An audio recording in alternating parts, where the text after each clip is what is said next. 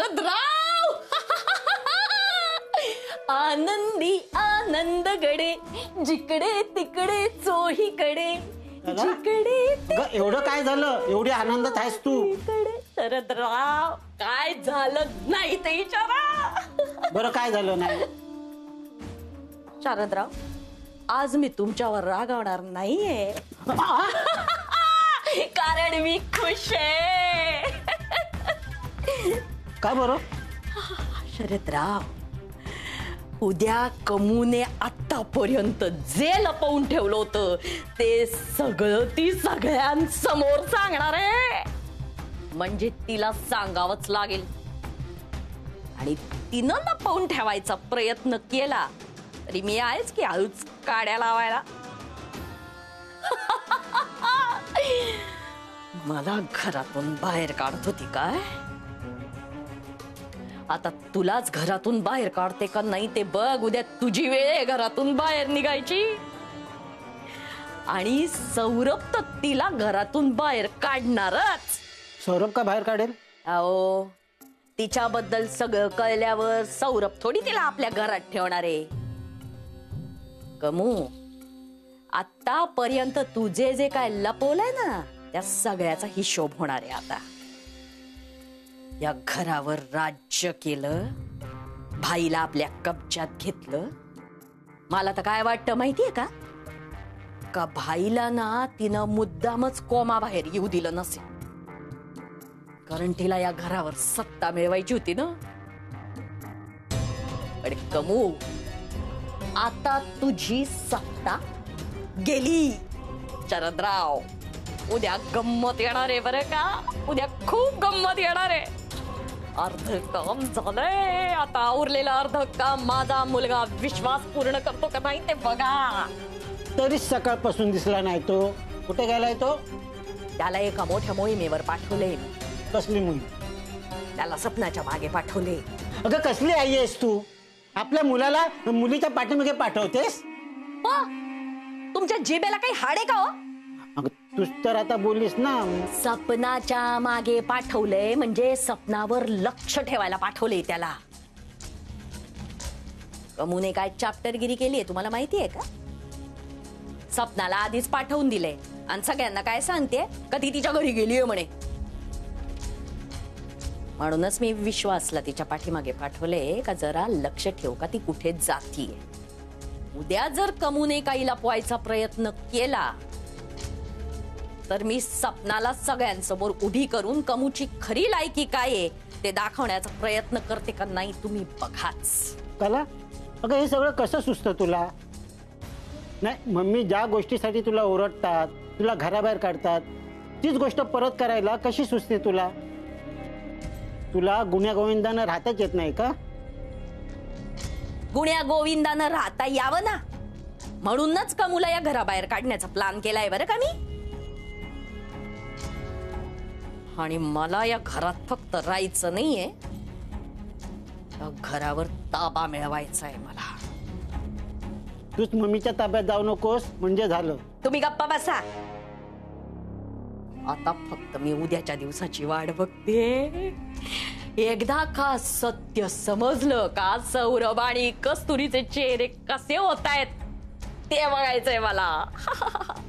आनंदी आनंदगडे जिकडे तिकडे चोहीकडे जिकडे तिकडे चोहीकडे आनंदी आनंदगडे. सौरभ मम्मी किंवा बाबांना डायरी लिहायची सवय होती का? नाही मम्मीला तरी नाही. मग बाबांना? आठवत नाहीये कस्तुरी. म्हणजे मम्मीने तरी मला असं कधी सांगितलं नाही काही. थांब कस्तुरी. अरे पण बघितलंच नाही तर कळणार कसं कोणाची डायरी? अगं पण ही डायरी कदाचित बाबांची असू शकते आणि त्यात बाबा कोमात जायच्या आधीच्या काही पर्सनल गोष्टी असू शकतात. अरे पण मग बरंच आहे ना, कळतील आपल्याला काही गोष्टी. पण त्या मम्मीकडून कळू देत. मम्मी उद्या आपल्याला जे सांगणार आहे ना त्यात इमोशन्स असणार आहेत कस्तुरी. ते असं वाचून काय उपयोग? बरोबर आहे तुझं. आणि हे बघ, अशा पर्सनल गोष्टी वाचणं मला तरी चुकीचं वाटतं. आपण एक काम करू, ही डायरी परत ट्रंकमध्ये ठेवू. बाबा कोमातून बाहेर आले की आपण त्यांना ती देऊ, पण तोपर्यंत ही डायरी वाचायची नाही.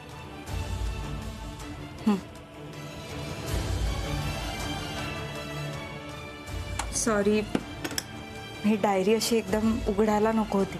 आपण वाचली नाही ना, मग ठीक आहे. मी पटकन ही ट्रंक देऊन येतो, आल्यावर लवकर झोपू. उद्या लवकर उठायचंय.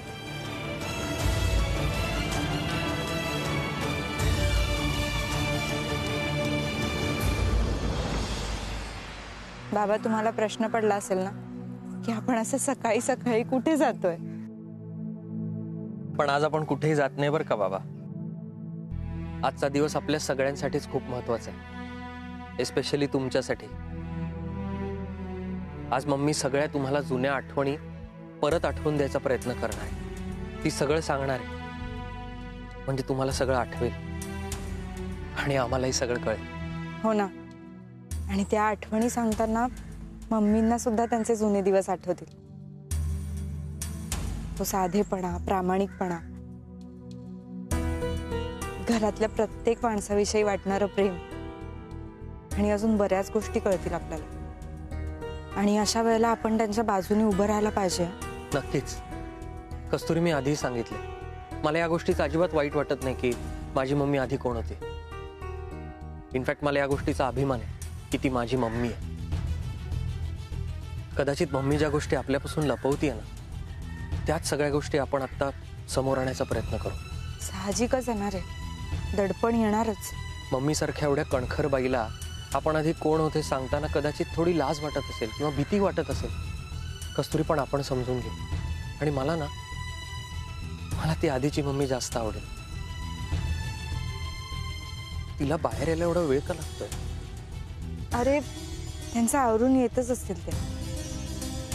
कस्तुरी, मम्मीने पण आता सगळ्या गोष्टी विसरून पहिल्यासारखं वागलं पाहिजे. बाबा, मम्मी बोलत असताना जर तुम्हाला वाटलं की रिॲक्ट करावं तर बिंदास रिॲक्ट करा, म्हणजे आम्हालाही कळेल.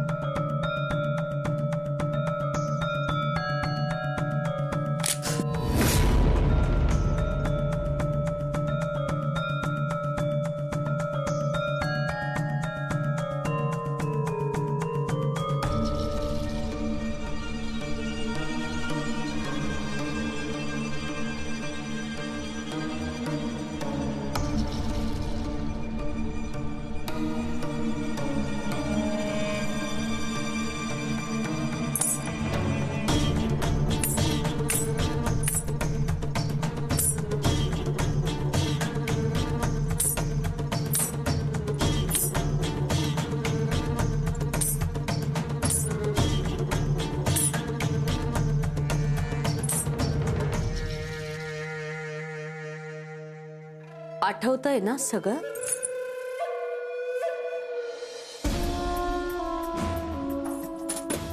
नाही काही आठवत नसेल तर मला सांग. माझ्या सगळं लक्षात आहे, अगदी लख. हे घुंगरू, हा घुंगरू आठवत आहेत का मग? भाईनं तुला तुझ्या वाढदिवसाच्या दिवशी दिले होते. आणि अगो बाई, मी पण बघ काय आता सवाष्णीला मंगळसूत्र जसं असतं तसं नाचणारणीला घुंगरू. ती कशी काय विसरेल घुंगरू बाई? मला आठवतंय का भाईने एके दिवशी हे घुंगरू घालून तुला नाचायला सांगितलं होतं. आधी तमाशात नाचायची तू, मग मुंबईला आली, मग बार मध्ये नाचायला लागली, मग बाईनं तुला बार मधून उचलून घरी आणली. अगं बाई, बंदूक बंदूक आठवते का तुला का मोही? भाईनं हीच बंदूक तुझ्याकडून काढून घेतली होती, हो का नाही? आता ती बंदूक तुझ्याकडे कशी आली काय ते काय मला माहित नाही, पण ही बंदूक तुझीच होती. आणि भाई ही बंदूक तुझ्याकडं पाहून असा काय संतापला होता, म्हणजे मला आठवतंय का चांगल्या 1-2 काना खाली पण दिले. ते जाऊ दे, पण आता हे सगळं तू तुझ्या तोंडानं खाली सांगणार आहे. मला तर इतकं बरं वाटतंय ना. या पोरांनो या.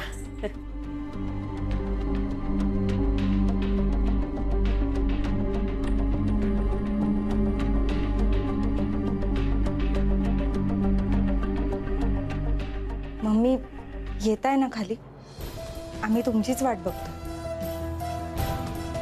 अगं हो, मी पण तेच सांगायला आले होते का चल सगळे तुझी वाट बघतायत, पण सगळं काढून बसलीये ती. काय जुन्या आठवणी आहेत सगळ्या, आणि अशा जुन्या वस्तू बघितल्या की आठवणी कशा अशा उमळून येतात ग. तर म्हणून बघत असेल काय करेल बिचारी आता जाऊन सगळं सांगायचंय, नाही का कमू? हा अगं आम्ही सगळेच उत्सुक होत ऐकायला. खाली बाबा पण वाट बघताय. चल लवकर. हो हो चल कमू. अगं आज सगळं सांगून टाक, सगळे वाट बघतायत. मम्मी काय झालं? चल ना. तू नक्की तयार आहेस ना सगळं सांगायला? येतेस ना खाली? कमू कमू अगं कसला विचार करते एवढा? अगं मुलगा आणि सोन्यासमोर सांगायचंय बाई, त्यात काय? चल. मम्मी तुम्ही नका काळजी करू, आपण हे सगळं फक्त बाबांसाठी करतोय.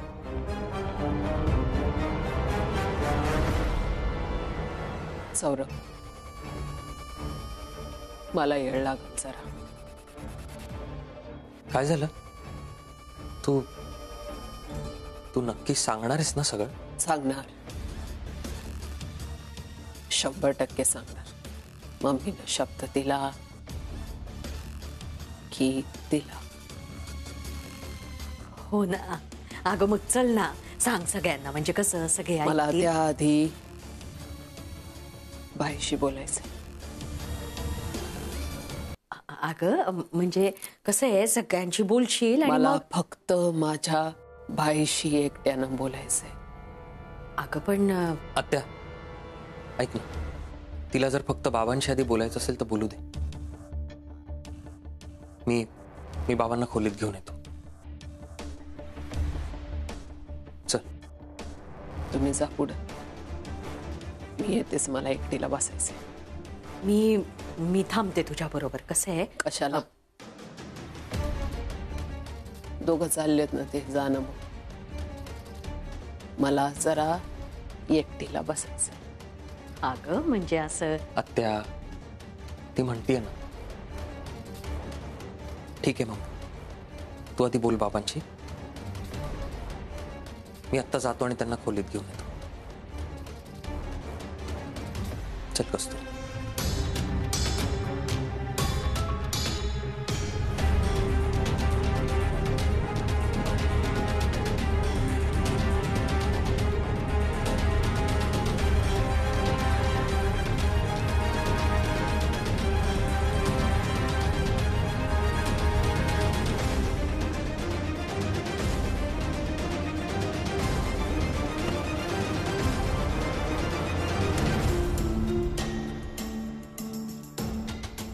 फोन कुठं ठेवला मी?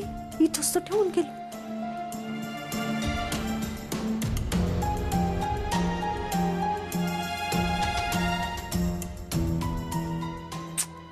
काय ग बाई, फोनच लाग ना. नेमकं पाहिजे तेव्हाच हा फोन लागत नाही. कुठं जाऊन बसलाय काय माहित.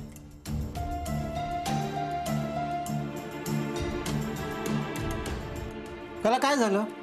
एवढ्या घाईत आहेत का रूम मध्ये आलीस? अहो विश्वासला फोन करायचा म्हणून आले तर बघा ना, त्याचा फोनच लाग ना. फोन मध्ये बॅलन्स आहे ना? गप्पा बसा तुम्ही. इतकी मूर्ख आहे का मी? बॅलन्स नसताना फोन करायला. बॅलन्स आहे ना म्हणे. उचल ना शरदराव. पण माहितीये का आज काय होणार आहे ते? सिनेमा बघायला मिळणार आहे फुकटचा. हा मग फुल फायटिंग, नाच गाणी राडा आहे आज घरामध्ये. कळलं का? हिरोईन कोण? तू आणि मी? म्हातारचं सुचतोय हा तुम्हाला? अरे बाई बाई, आता या वयात कोण आपल्याला हिरो हिरोईन करणार आहे शरदराव? हा हिरो हिरोईन सौरभ कस्तुरी. आणि विलन कोण माहितीये का? कमू. हे त्यांनी कधी पिक्चर मध्ये काम केलंय? तू मस्करी करतेस माझी? तुम्ही डोक्यावर पडले का हो? तुम्हाला माहित नाही का आता ती सगळं सांगणार आहे ते? तिचं सगळं पितळ उघड पडणार आहे. इतके दिवस मला तिच्या तालावर नाचवत होती काय? आता तिची खरी जागा काय आहे ना ती सगळ्यांना कळणार आहे. कला, पण आज मला मम्मीचं वाईट वाटतं. तुम्ही ना सगळ्या गोष्टीची मजाच घालवता बरं का. कधीतरी बायकोच्या बाजूने पण बोलत जा. अगं मी तुझ्याच बाजून आहे. बाजूने वाटत तर नाही. हे बघ, मम्मी कशी पण असली ना तरी ह्या घरासाठी त्यांनी खूप काही केलंय. कारण तिनं दुसऱ्या कुणाला या घरासाठी काही करूच दिलं नाही. दुसरा कुणी काही या घरासाठी करायला गेला बाजूला केलंय तिनं. तुम्हाला आठवत नाही का आपल्याला तिनं घराच्या बाहेर काढलं होतं ते? आता विश्वास ये. पहिला भाग कमूच्या तोंडून ऐकायचा आणि दुसरा भाग सपनाच्या तोंडून ऐकायचा. शरदराव, आज कमूचं सगळं पितळ उघड पडणार. बाई बाई बाई. मला विचार करूनच इतक्या आनंदाच्या उकळ्या फुटताय. तो प्रत्यक्ष मी डोळ्यासमोर बघेन तर काय होईल आणि काय नाही कोणाच ठाऊक. शरदराव, आज काहीतरी गोडधोड करूया. आता आता नाही तर मग कधी? तोंड गोड करावंसं वाटतंय आज. बऱ्याच वर्षाचं स्वप्न पूर्ण होणार आहे आज. ओ पदरी पडलं. काय चेहरा केलाय तो? स्वतः तर काही करायलाच नको. दुसरं माणूस मरमराट करून इथं काहीतरी घडवू पाहते तर त्याचं कौतुक करणं पण नाही का? काय चेहऱ्यावर 12 वाजलेत. चला आता. पदरी पडलं पवित्र झालं.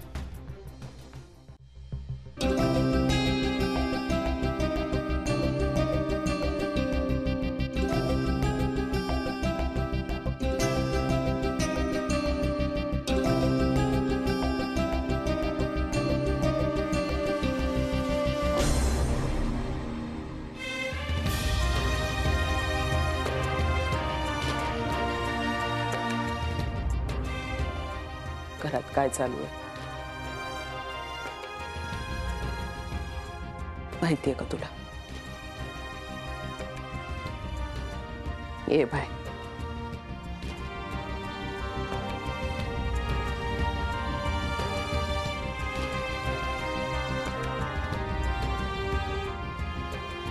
आज कोण पडलंय? आपल्यातली कोणती गोष्ट सांगायची आणि कोणती गोष्ट नाही कळतच नाही. बाहेर सगळ्यांना जाणून घ्यायचं. काय सांगू, कसं सांगू आपलं नातं कसं होतं ते. तुझं आक्रमक प्रेम, तुझा विक्षिप्तपणा,